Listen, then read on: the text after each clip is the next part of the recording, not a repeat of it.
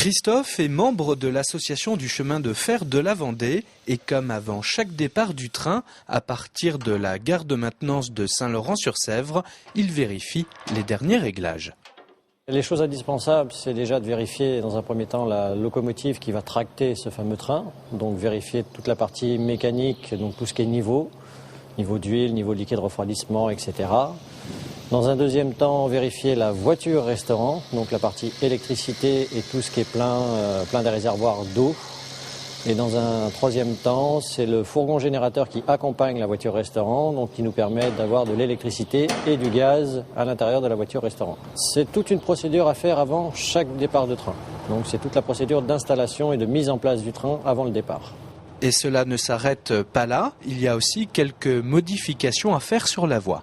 Donc là, je vais effectuer la manœuvre de l'aiguillage qui va nous permettre de repasser en voie principale pour aller de l'autre côté du dépôt.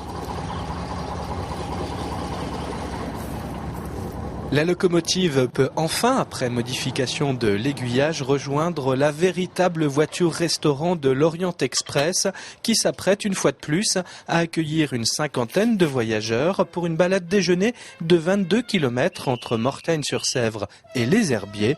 Un voyage mythique à travers le temps et à la découverte du haut bocage vendéen.